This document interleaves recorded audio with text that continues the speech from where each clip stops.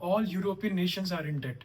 America is in debt. Russia is in debt. China is in debt. India is in debt. Every country in the world is in debt. The world's total debt is around $340 trillion. The world's total income is around $100 trillion. The ratio is around 3.5. The debt is 3.5 times. How is this mathematically possible? And if it is possible, who is the lender? The answer is money is created out of thin air.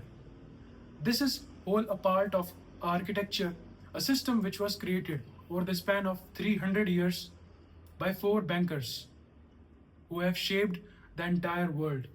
The first one was William Patterson. He made the debt permanent. The second one was Nathan Rothschild. He made the debt global. The third one was JP Morgan. He made the debt unlimited. And the fourth one was Paul Volcker. He made the debt inescapable. Whole timeline from 1694, that how Bank of England was created as the first central bank, to India's 1991 crisis. We'll also understand how JP Morgan saved America. We'll also understand how this system affects you and what you can do to protect yourself.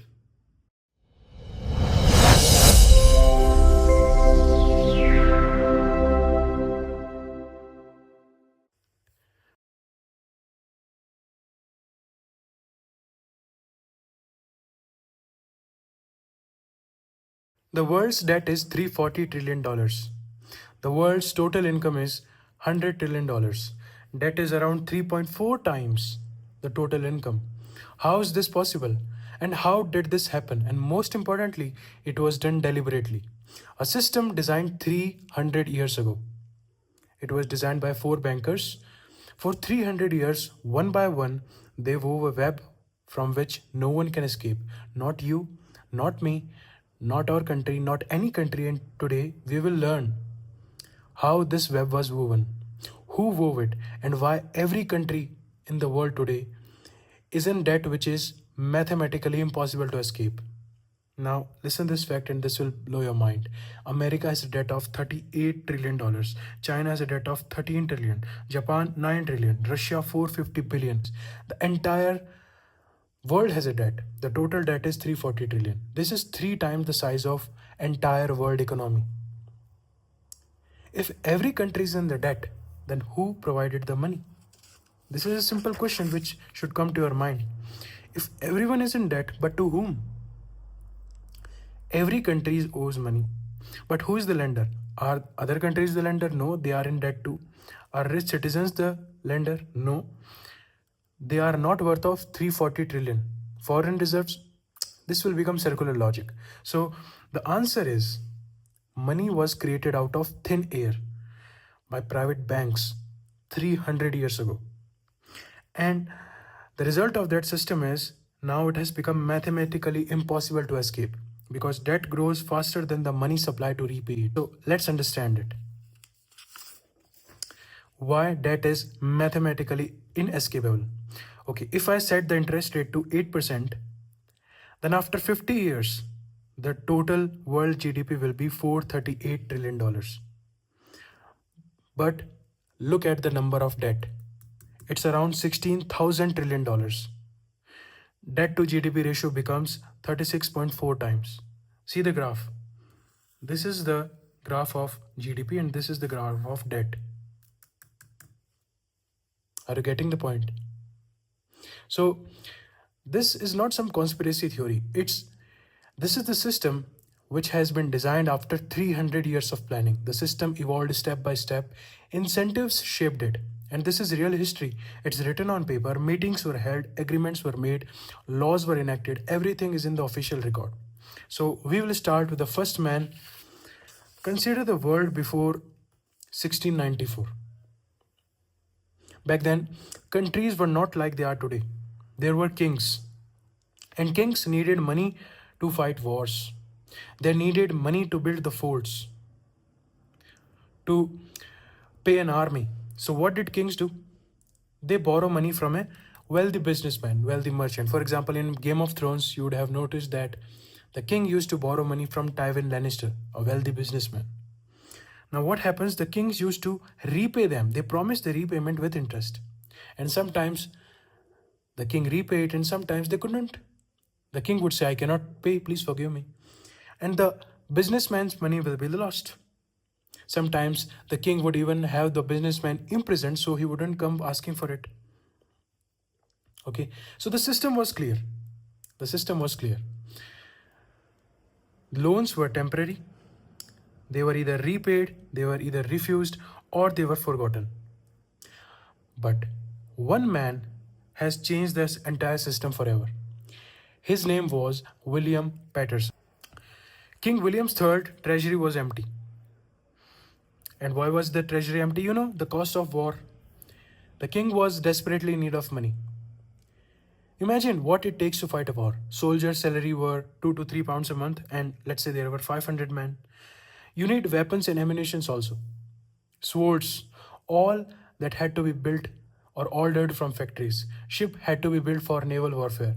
Building a ship would take around 2 to 3 years and thousands of pounds. You need to supply food for 500 soldiers daily, horses, donkeys. You need to money for transportation. You need money for tents, uniforms. They all were daily expenses. And sometimes you also need to hire some, let's say, foreign mercenaries, and they were also costlier. And the tax revenue was not enough. You know, the king was not personally poor. He has palaces, he has servants, but the country's treasury was empty. And the old lenders were refusing. Why were they refusing? Because England had already taken loans and refused them. They say they couldn't pay, and the businessmen's money was lost. Now why would they lend the England again? So the businessmen had no trust. So Paterson went to the king. We will give the government 1.2 million pounds. That's approximately $300 million in today's money. A huge sum. Okay. Now understand the Paterson trick here. He said, King, you never have to repay the principal. That this $1.2 million you never have to repay. Now the king asks, then what is the catch? He said, just keep paying interest forever. 8% interest every year. Think about what this means. You borrowed 100 pounds. And this 100 pounds will never be returned. This is not in the deal. The repayment of principal is not in the deal. And this will become the generational trap. So you borrowed 100 pounds, you never have to pay back those 100 pounds. Just keep paying 8 pounds every year. Just pay 8 pounds every year and principal will remain untouched. And this loan, this debt will be inherited by your son also. And after your death, your son will also pay 8 pounds every year, and this cycle will never end. After their death, their son will also pay. And you might ask, now, why would the rich man agree to this? Are they crazy? They are giving so much amount to the king and they are not taking it back. And the same question remains here also. What if the king say, piss off, I will not pay whatever you have given me, or I will get you imprisoned? What will happen then? Understand the trap here. Who will guarantee the interest? The scheme is good for the bankers that after 50 years on a 100-pound loan, you have to pay 400 pound in interest, and you still owe the original 100 pound, and the debt never shrinks. This scheme looks good on paper, but you know, who will guarantee the interest? So the answer is Bank of England. They are not going to give this money to king directly. They will create the world's first central bank, which is the Bank of England. Now, wealthy lenders used to deposit gold to Bank of England, and Bank of England will now give 1.2 million loan to the government, which is constituted of king and the parliament, and they have to pay 8% interest on this 1.2 million loan forever. This will never end. And who will guarantee the interest? Parliament will guarantee. How Parliament will guarantee? They say that the king remains or not, the government changes or not, it doesn't matter. Until there are taxpayers in the country, we will pay interest. See, this is the first time in the nation's history in human history, I should say, that the nation's debt has become permanent in 1694. The debt is become permanent, and even after 332 years later, the debt is not repaid. Then the bank received one more power, and it is the most amazing power, the most dangerous of all, to print paper money against the government debts. You will receive a paper that you can go get gold by this note from the Bank of England. Now, the gold was the real money. It was real and finite money. Bank of England printed notes, the paper money against the debt of the government. Now, this is the new money. This is the new world where you can print as many notes you want against the government debt. So this is unlimited. Now, money can be now created from nothing. It is not backed by gold. It is backed by the debt of government. So the more the government takes loan, the more paper money could be printed and the more money will be in the market. Let's move forward. Let's understand the template which is still running after 331 or 332 years later. The government borrows the money. Treasury is empty because war must be funded. Bank prints new notes against the debt which has government taken. More borrowing, which means more notes, more money in the market. Original loan is never repaid. The principal stays on the books forever. This was step 3. Now step 4. Interest is paid forever via taxes. Taxpayer fund bankers' income generation after generation. And the cycle repeats. Debt only grows. Now this loop has no exit. And if you think this is a perfect template for bankers. If you are a banker, you are making money while you sleep. If you are a taxpayer, you are paying a debt which is never going to end. Your son will also pay the same debt, and your grandson will also pay the same debt, and the cycle will continue. Patterson died in 1719. Not particularly wealthy, but the British debt he created in 1694 has never been repaid. Even after 332 years, this was the first trap. But there was a limit. Businessmen from one country would lend money to the same country's government. Everything is within that country. And if the country get defaulted, the businessman money would be lost. But what impact would it have on the rest of the world? Nothing. England's issue were in England. What difference would it make to France? What difference would it make to Germany? Another architect came into the picture and he broke this limit. His name was Nathan Rothschild. First, consider the Rothschild family. They were 5 brothers. Let me show you. One was in Frankfurt, one was in Paris, one was in Vienna, one was in Naples, and the Nathan himself, the most cunning of all, was in London. All were at the top of the banking sector in the 5 major European cities. 5 major cities with a Rothschild brother in each city. Now, let's talk about him, the Nathan Rothschild. At that time, a French general named Napoleon was conquering England, Austria, Prussia, Russia, all needed war funds. Now, Nathan started a new business because all of them wanted money. Businessmen would lend from his own funds. The government would pay interest. Simple. Now, what is the problem? The problem is only the wealthy businessmen could lend to the government. There was no way for the small investor. Now understand what Nathan did. Okay, so I'll explain it with the help of let's say a vegetable market. Okay. A farmer brings vegetable and sell them directly to the customer. Now imagine a man comes and say, I'll sit in the middle. The farmer sells vegetable to me and I will sell them to the customers. The profit in between is mine. This is what Nathan did. But instead of vegetables, what it was? Loan. The government wanted money. He would write a paper stated that we have taken a loan of £1,000. We will pay the owner of this paper £50 in interest every year and return £1,000 after 10 years. This paper is called bond. Okay. A bond is a kind of promise, a government promises to return the money with interest. And this promise is written on a paper that can be sold from one person to another person. Now, imagine government needed this much money. There are only 20 people entire who can afford this much. If 10 people refuses, the government will get lesser, the half of the money. What did Nathan do? Nathan said, I will sell this £1,000, £10,000 bond into 100 bonds of £100 each. Previously, only 20 people could buy it. Now, 2,000 people can buy it. Doctors, lawyers, shopkeepers, anyone with little money can buy. And it can be now more, it can be sold quickly. And when more people want to buy, the speed increases. The money is received within a week. And Rothschild took the commission. He split the bond into 100 pieces of £100 each.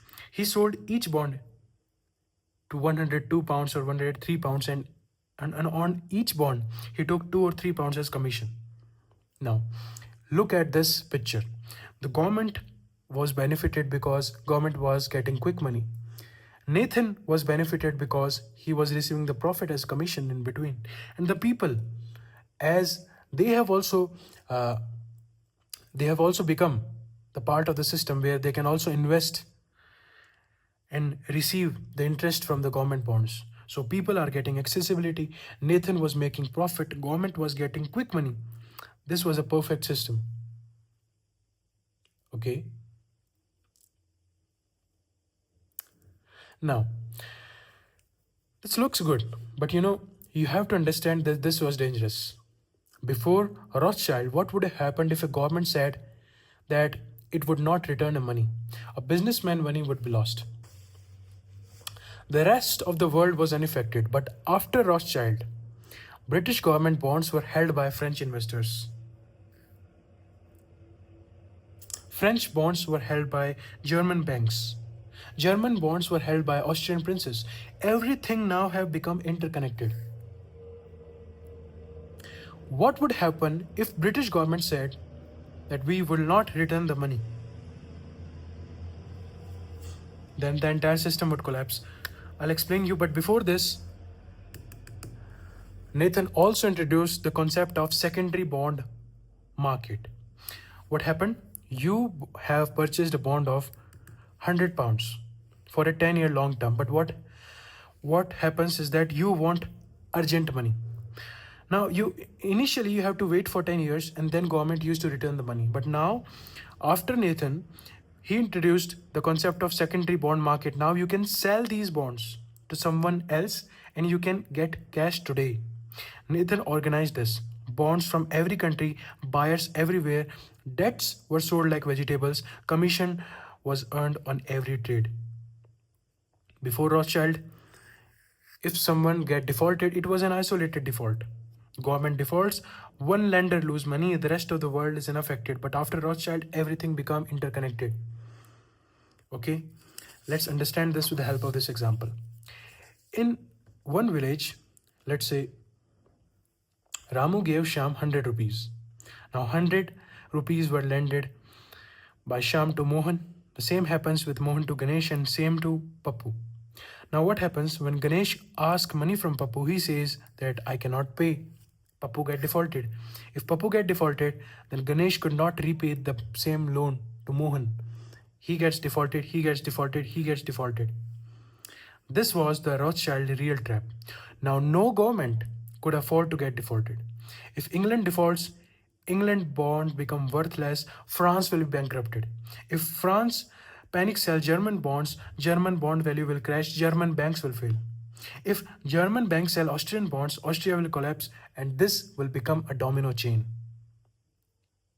So this was the Rothschild true power. He spread debts across so many countries that no single government could refuse to pay. And refusing means the collapse of entire global financial system. And a fun fact is Napoleon got defeated in the Battle of Waterloo in 1815. The Nathan has such an elite network of people that he heard it first and made millions in a single day. Okay. Now, Till now, we have understood that debt was made permanent by Patterson. Rothschild made the debt global. Now, governments were forced to pay the debt even if people starved. They cannot afford to get defaulted. And by this, Rothschild controlled the complete European investor network.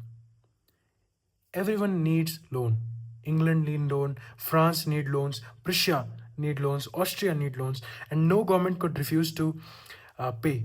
They will borrow more to pay old loans, and the trap has become inescapable. Understand what has happened so far. In 1694, Patterson made the debt permanent. In 1815, Rothschild made the debt global. Now, the story will be of Morgan. Back then, there were normal banks, like today in India, it's SBI, State Bank of India. These banks took people's money and gave loans to others. But these banks could lend as much as they had in deposits. If bank had 100 crore rupees, it can only lend up to 100 crore rupees and no more. So the government could receive only as much as these banks had. So there was a limit. Okay, you can only lend what you have, and Morgan was about to change this limit forever. Okay, let's start the story. Guess what happened? In 1900s, America was becoming a major power factors. Factories were being built, railways were being constructed, steel plants were being constructed. Each bank was independently controlled, and the money supplied were tied to gold. Okay, meaning the country could only print money according to its gold reserves, not more. In 1907, a crisis struck. Two businessmen in America, Augustus Hines and Charles Morse, they planned to corner the entire copper market. They intended to buy all the copper, increase price, and then sell it. But they somehow failed. And both of them lost money. The problem was that they were also the board members of several banks. And guess what happened later? When the people learned of their collapse, they feared that these banks would also collapse. The largest trust company was Knickerbocker Trust. It was connected to these individuals. People heard about it and they lined up outside the bank to withdraw their money.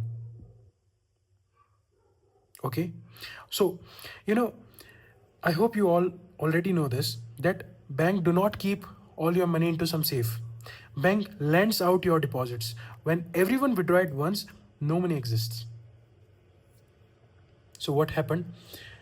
When people learned about the trust are failing, people heard about it, they lined up outside the bank to withdraw the money.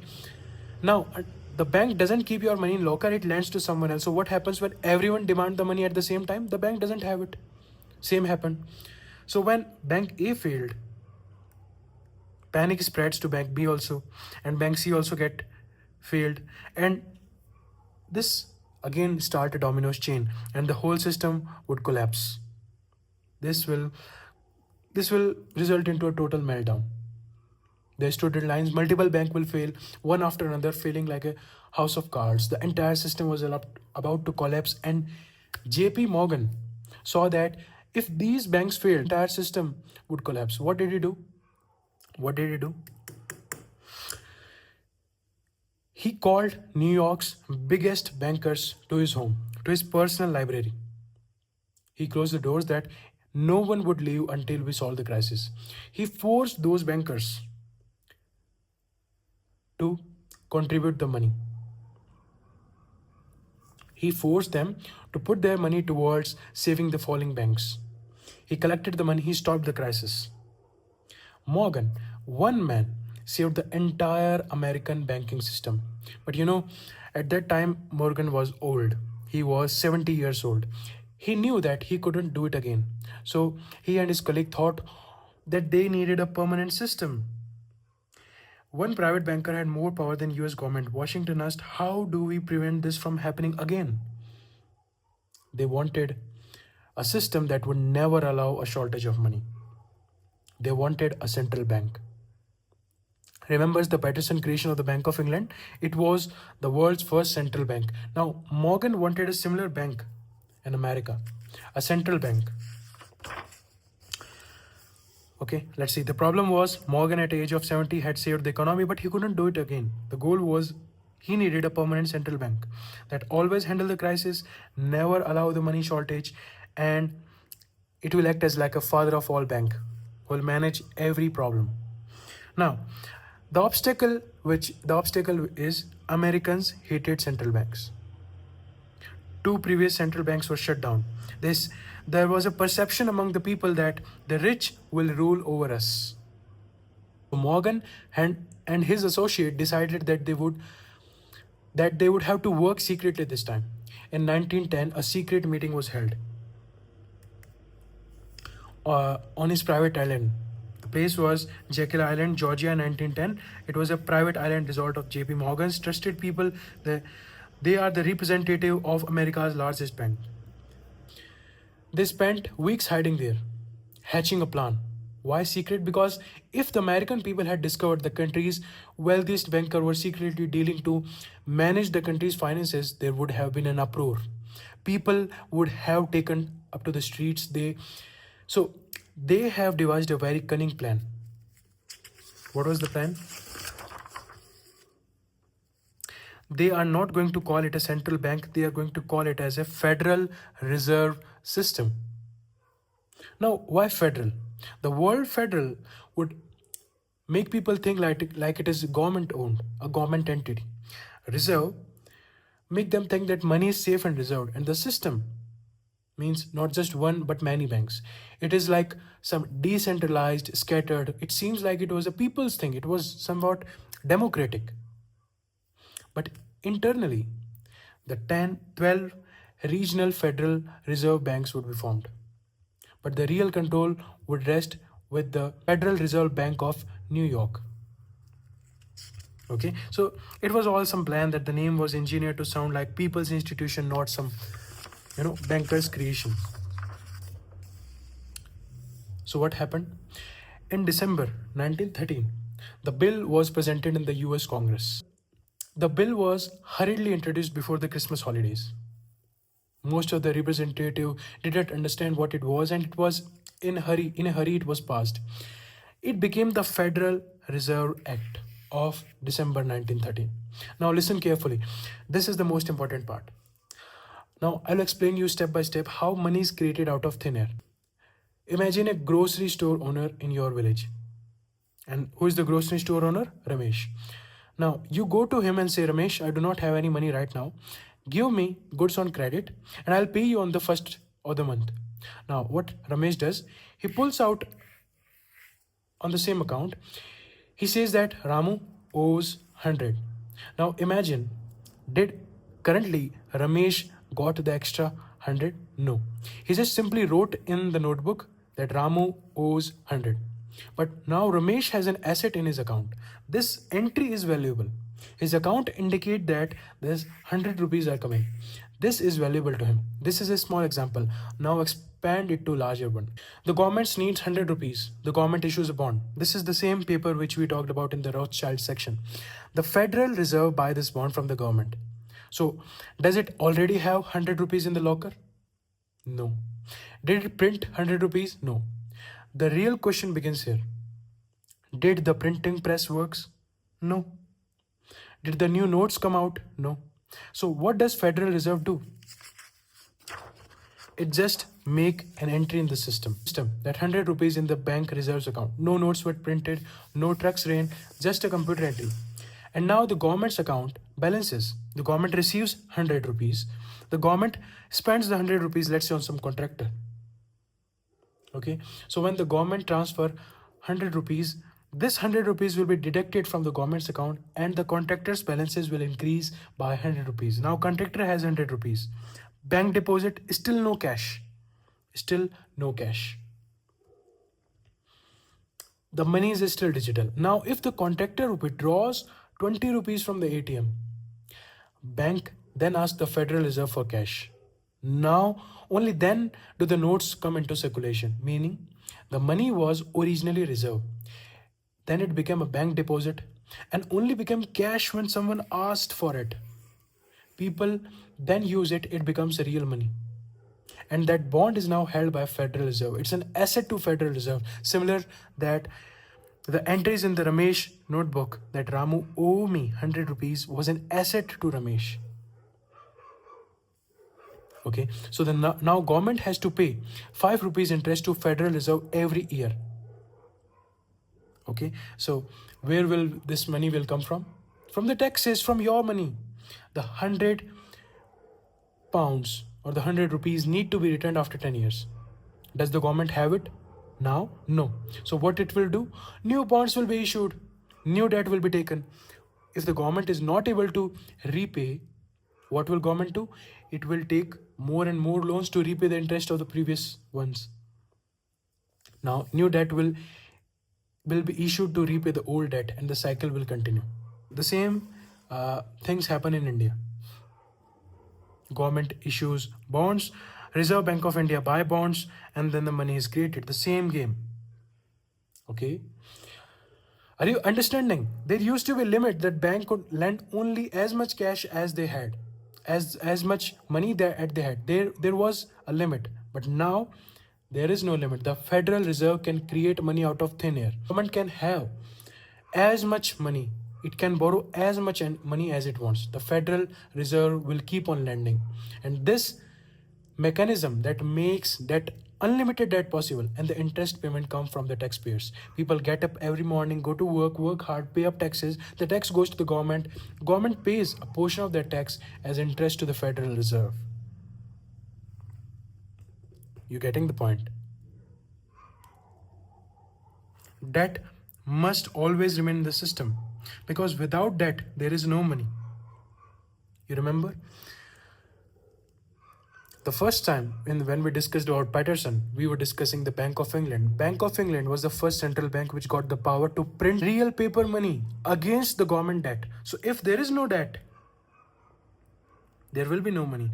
The systems run on permanent debt. Money equals to debt. Money was created when bonds were issued. And when were bonds issued? When the government have to take debt. Okay, government needs money, then it issues the bond. And this debt will never be repaid.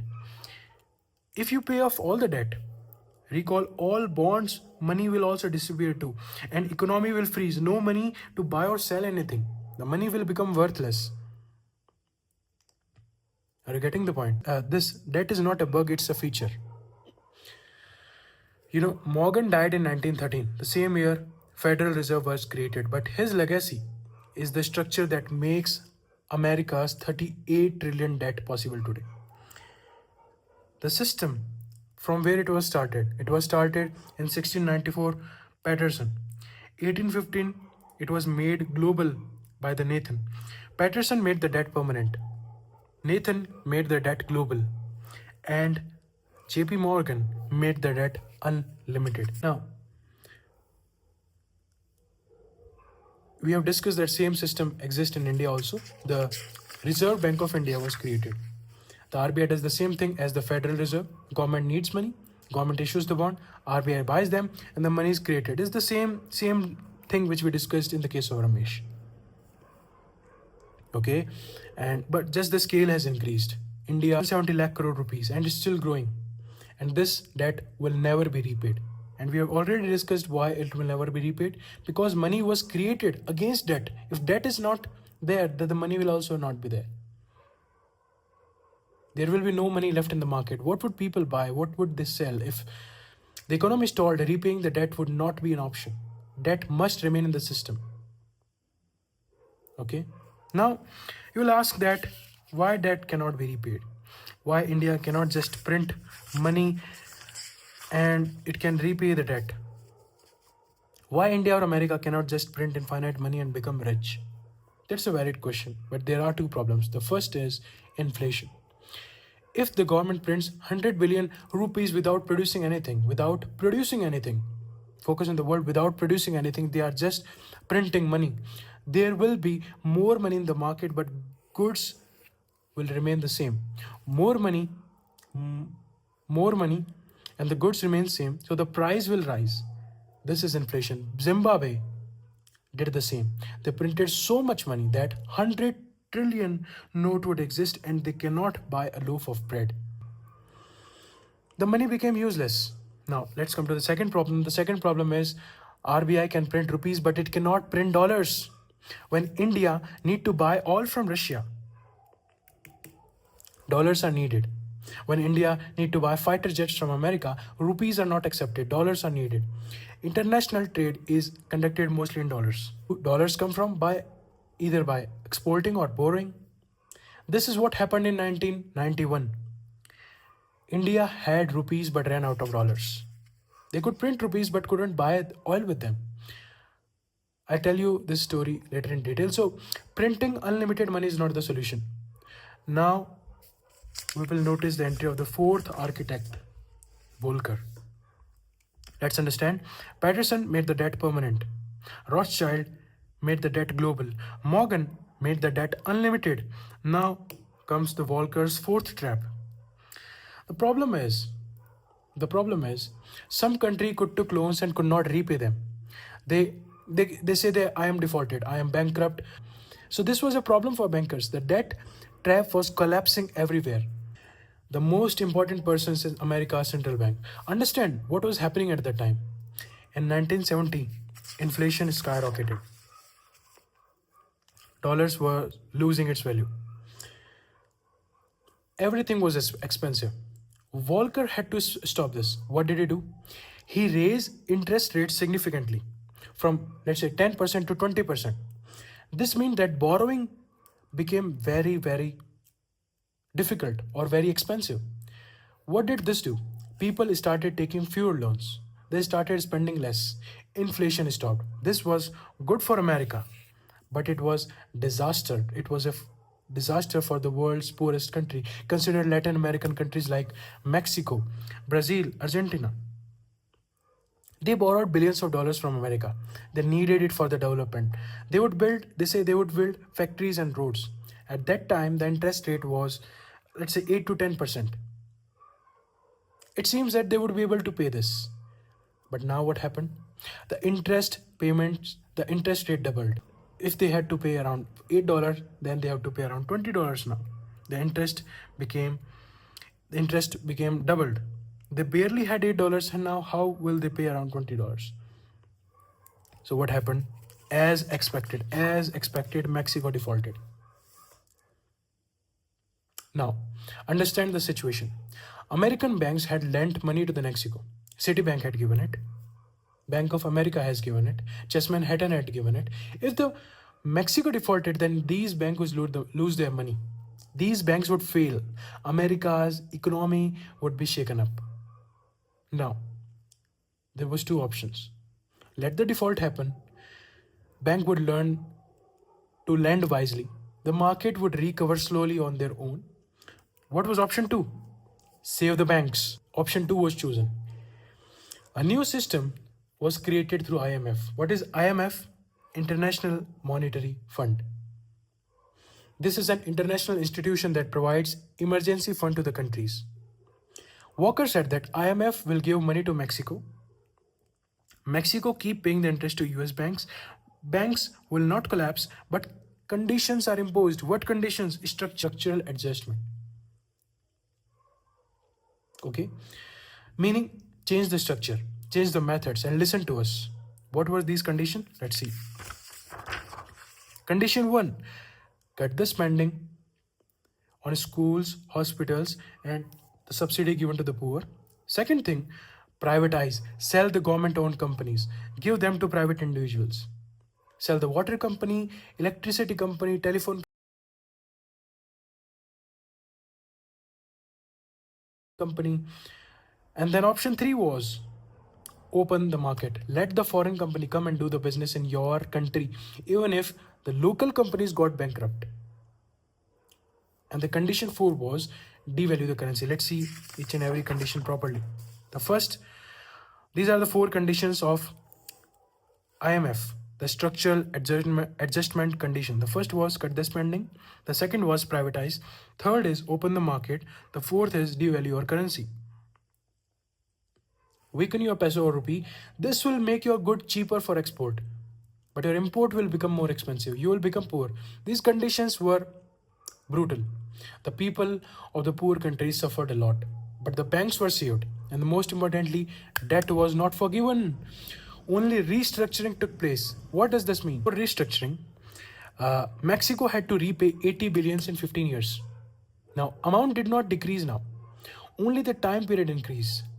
Only the time period increased. And new loans were given. And new loans were given to repay the old debts. This was Volcker's real strategy. When debt repayment become impossible, do not forgive it. Do not forgive it. Restructure it. Provide enough money to keep the interest payment flowing. Take control of the country on the exchange. Volcker did this thing. The fourth trap.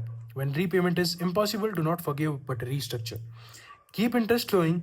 New loans cover the old debt. Take control of the country. Debt becomes unescapable, a weapon of control. India was also in the same trap during 1980 to 1991. In 1980s, they borrowed for the development, for projects, for buying oil. In 1990, Iraq attacked Kuwait. The Gulf War began. Oil prices skyrocketed.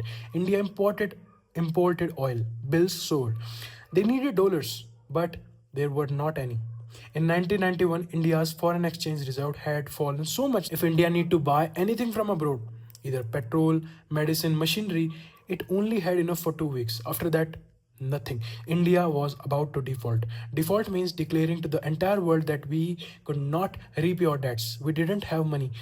And it was a matter of prestige. A big country with such a large population was saying that our pockets were empty. So what happened? India had to go to IMF. Same Volcker playbook. Remember the LPG reforms we studied in our primary, secondary classes. LPG reforms. They were not a choice. They were a compulsion at the time. Liberalization. L stands for liberalization, P stands for privatization, G stands for globalization. Liberalization means that previously foreign company could not easily enter India. They had to obtain licenses, permissions. Everything was controlled by the government. Now, Coca-Cola and Pepsi came. Foreign banks came. Licenses were removed. They can easily come and do business here. What does privatization mean? That government-owned companies began to get sold to private individuals. And what does globalization mean? Import and export become cheaper. Tariffs were reduced and we were connected to the entire world.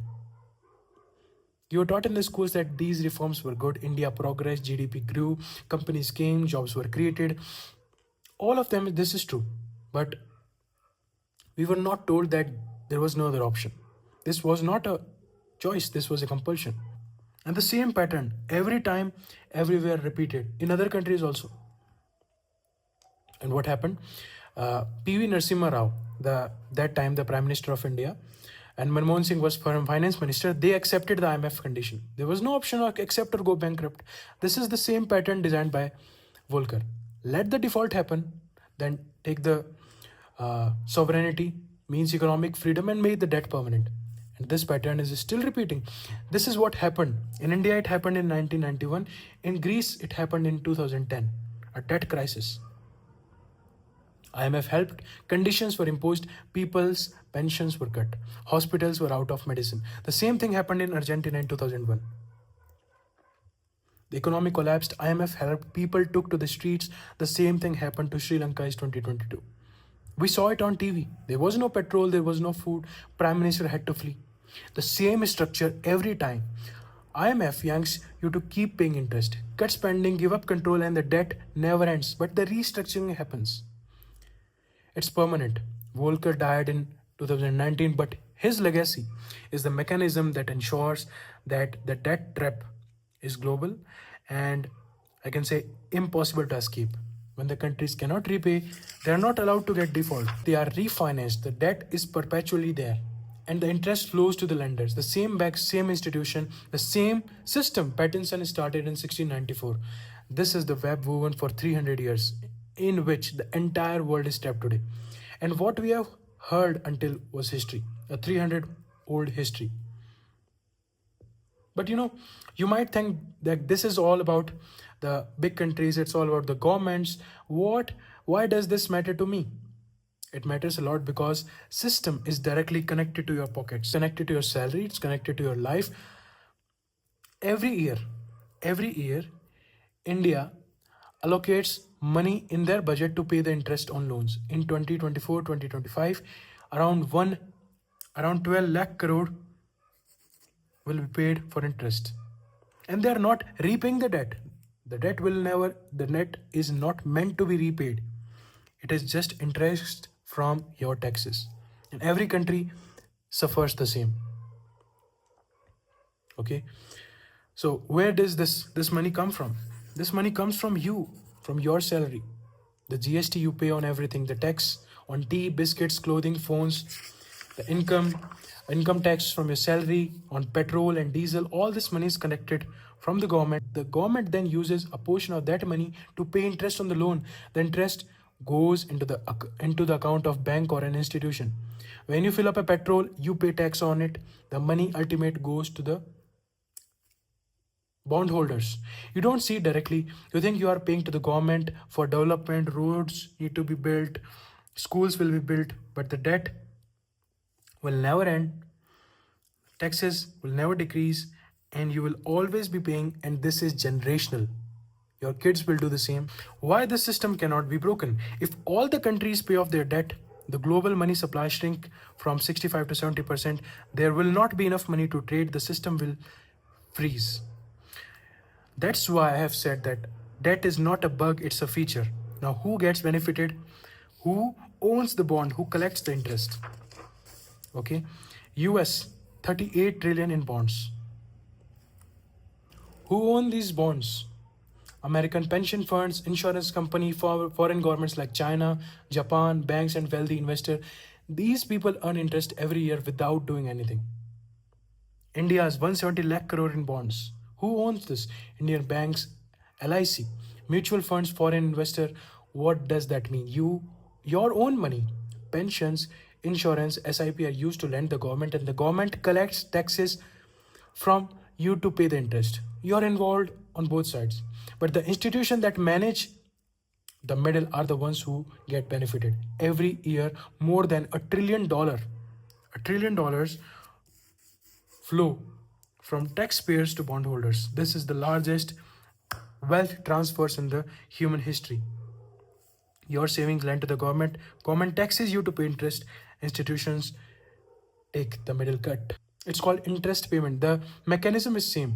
Workers pay, institution collect, debt never reduces. Workers pay, institution collect, debt never reduces. Bondholders collect every year. Okay, so these four architects, we discussed about Patterson, who made the debt permanent. We discussed about Rothschild, who made the debt global. We discussed about Morgan, who made the debt unlimited. And we discussed about Volcker. Okay, so they lived in different countries, different time period, never met each other, but one solved a problem that benefited a banker. And each solution, when you notice, it is built on previous one. For bondholders, this is like perpetual income. It will always keep on coming as long as the system exists. This is why the system was created. That's why the system works. This is why the system will never change. And those who control the bonds, who manage the debt, who collects the interest are the ones who gets benefited the most. Not the government, not the taxpayers, but the financial institutions. And this is the ultimate truth. $38 trillion debt is not crisis for them. It's their business model. Every dollar of debt is an asset to someone's balance sheet. It earns interest. It becomes collateral for more debt. And as long as the trust remains, as long as people believe that the government will pay interest, even if they never pay the actual amount, the system will continue to function. Now, this debt trap is complete. Escape is impossible without dismantling the entire financial system. 4 architects, 3 centuries, one system, and every human being in the world is now trapped in it. Now, you might ask, what should we do then? The system favors the investors who become one. Okay? This system only works if you do not understand it. The day you understand it, you become different. Remember three things. First, awareness is the greatest weapon. Until you saw the system, it was binding you. Now you see it, you can make decisions. And this knowledge makes you smarter, even while remaining within the system.